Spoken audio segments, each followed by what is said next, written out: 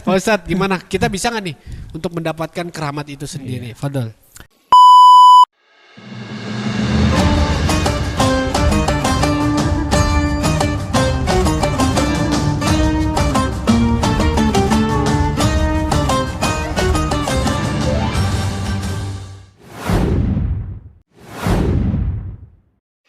Podcast Tanjakan, tanya jawab dadakan. Sebetulnya masih ada pertanyaan masalah keramat yang aneh, masih ada penasaran dikit. Apa tuh?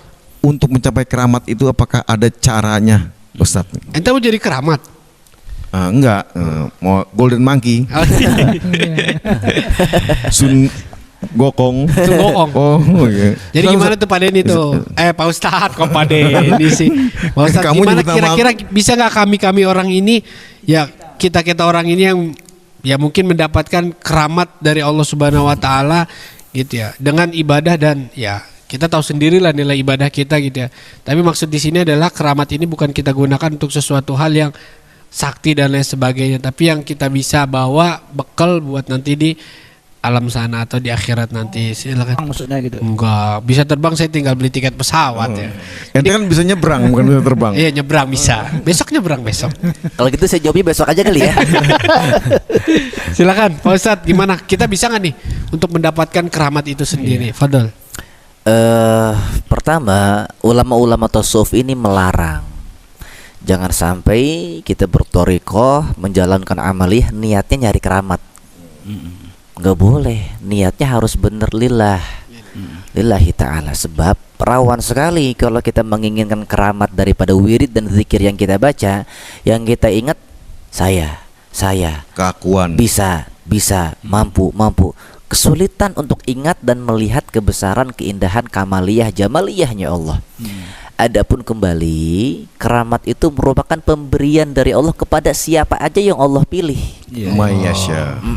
Nah, yang kedua, para aulia itu yang diberikan atau ditampakkan keramatnya oleh Allah itu bukan bangga, bukan Betul, ta'ajub, ya, malu. saya pernah. Terbukanya karamat mereka sama seperti terbukanya aurat orang awam. Iya. Jadi nggak ada orang punya karamat diposting, nggak ada. Wali punya keramat dipublikasikan, nggak ada. Mereka malu, takut. Ya. Ngumpet harusnya mereka ya. Iya, seperti kemarin saya bilang, pemberian paling agung dari Allah kepada hambanya itu adalah zikrullah. Maka mereka takut dengan diberikan karamat zahir seperti itu, membuat mereka lupa kepada Allah Ta'ala. Kebanyakan di antara mereka menangis dikasih karamat. Lah kita kepengen. Dalam arti kita pengen keramat yang kemarin apa? Akhlakul karimah. Berarti jelas seperti At-Toha 14 kan? Apa tuh? Innani annallahu la ilaha illa ana fa'budni wa aqimi sholata li zikri gitu. Sholatlah untuk mengingat aku, zikri Iya, gitu. Zikir ya. Bukan Denny. Udah kena selamatan nasi kuning kemarin. Nasi kuningnya udah agak pudar lagi. Jadi nasi kuning dikuahin, luntur, putih lagi. Kuning dongker. Gak ada dong. Oh iya. Jadi Iya. gimana tuh Pak Ustadz? Apaan belum nanya lagi kan? Belum nanya lagi nasi kuning. Ya, jadi keramat itu sendiri tadi kan seperti itu gitu ya. Kadang Iya. memang ya kita nggak mau juga sih ya mau punya keramat, kita tahu sendiri gitu loh. Jadi memang kita ketahui banyak memang keramat-keramat yang diberikan kepada kaum solihin gitu kan, dengan berbagai macam keramat yang mungkin pernah kita dengar dan lain sebagainya. Iya. Gitu ya. Nah, ketika mohon maaf nih, misalnya kita ziarah, contoh kayak kan kita yang hobi ziarah nih teman-teman. Iya, Jadi kita iya. suka ziarah ke makam-makam orang soleh, Wali ya. wali-wali yang sering dikeramatkan gitu ya.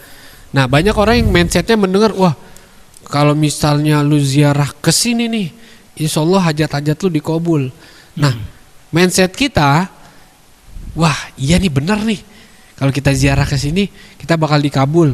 Nah, berangkatlah kita ke sana, minta dan lain sebagainya. Nah, itu masuk ke dalam kategori syirik atau enggak? Dengan keramat yang diberikan Allah kepada si sohibul makam. Fadl. Doa itu kan artinya meminta.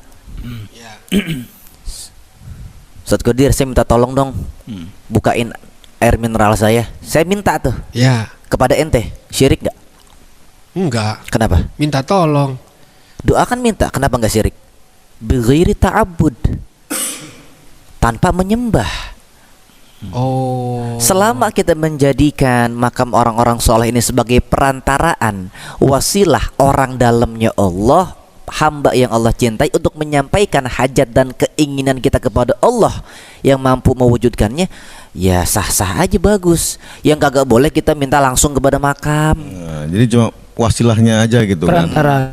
Atau kita melakukan ritual-ritual tertentu di makam. Makanya kan di bab fikih itu kan nggak boleh kita sholat depannya makam bi ghairi satir, tanpa ada pembatas. Contoh nih, depan kita makam, nggak ada pembatas nih, nggak ada tembok, nggak ada apa, nggak ada jidar, nggak ada tiang, kita langsung sembahyang, nggak boleh. Jadi kayak sholat mayit jadinya.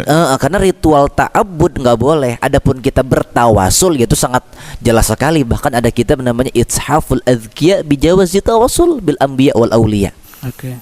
Gitu. Kalau seandainya Allah Ta'ala itu melarang kita untuk bertawasul kepada tempat mulia atau kepada orang-orang mulia, tidak mungkin ada tempat yang Allah muliakan di alam dunia ini.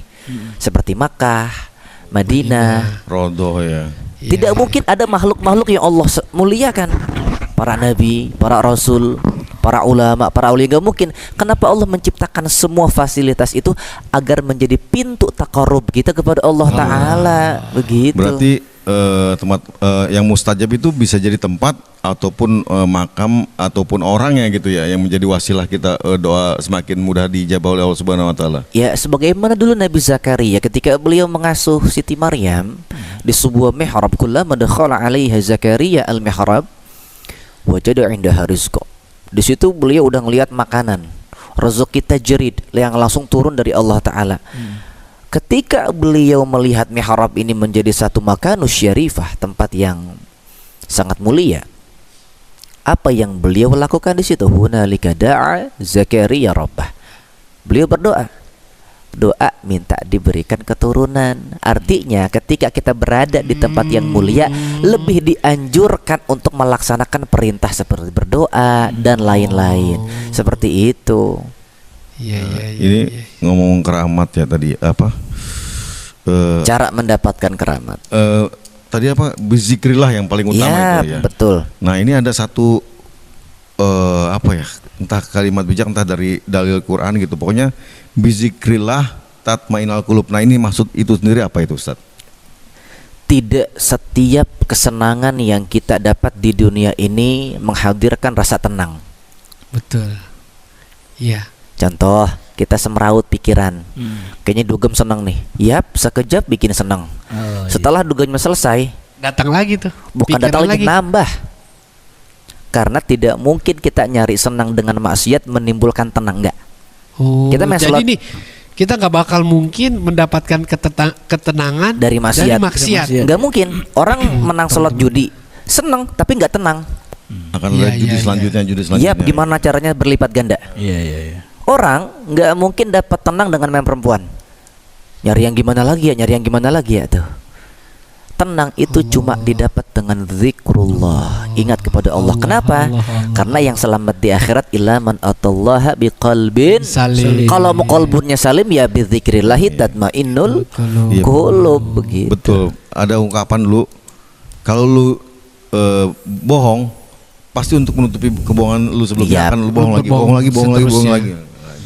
Dan memang itu betul Pak Denny. Ternyata memang ya yang bikin hati kita tenang ya cuman Allah. Tapi terkadang gitu ya, kita mungkin ngeblank dan lain sebagainya. Kalau kita lihat orang sekarang, gua refreshing dulu lah, otak gua lagi puyeng nih. Wah, dia kemana.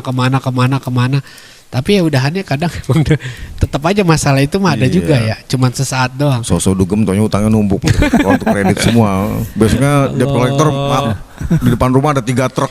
Jadi kita ambil kesimpulan juga kadang kesenangan itu bukan hanya dari dengan uang gitu teman-teman ya. Jadi kesenangan itu adalah ketika hati kita itu bisa selalu mengingat Allah dalam situasi dan kondisi apapun, baik senang maupun duka. Kita selalu ingat Allah, itu insya Allah bikin hati kita tenang. Iya. Betul nggak Pak Ustadz? Nggak tahu. Ini pas banget dengan ayat yang baru aneh apalin beserta artinya. Apa surat Hud ayat 15 ya kan? Mangkana yuridul hayata dunya wa zinata nuwafi ilaihim a'malahum fiha wa hum fiha la yubkhasun. Masya Allah. Jadi kalau kamu mencari dunia, kesenangan dan perhiasannya, kata Allah, aku kasih, nggak aku riukan, semua yang kamu lakukan aku kasih gitu. Tapi di ayat 16-nya itu kan ulaika laisa lahum fil akhirati illan nar, tapi di akhirat nanti kamu nggak dapat apa-apa kecuali neraka. Ya Allah, gak mau kita kayak gitu. Iya. Ngeri juga ya kalau udah bilang neraka tuh, ya Allah. Neraka ya pakai K bukan C. Kalau C kan neraca timbangan Neraca, itu. Ya Allah. Jadi begitu Pak Ustadz Iya. ya, kurang lebihnya Pak Jimmy tuh. Jadi perihal tentang keramat Perasaan tadi. saya gitu belum ya. ngomong. Kayaknya Pak Jimmy ini cuma nonton doang ini, dengerin kita kepalanya kanan kiri kanan Enggak. kiri gitu. Pak Jimmy dari tadi diem aja gini. Kapan nih bahas masalah junub? Nah insya Allah pasti nanti setelah ini kita akan Masalah bahas juga perihal keramas, tentang bukan lainnya. junub, keramas. Iya. Jadi ya itu intinya, jadi perihal menyambung episode sebelumnya perihal keramat. Nah sekarang masih dikupas tentang keramat. Jadi buat teman-teman semuanya, mudah-mudahan selalu bermanfaat podcast apa yang kita lakukan ini. Semuanya kita lakukan hanya untuk mengharap ridho Allah, dan mudah-mudahan juga manfaat buat kita semuanya, Amin. keluarga Amin, kita, amin. dan juga pastinya teman-teman yang nonton episode-episode dari podcast Tanjakan.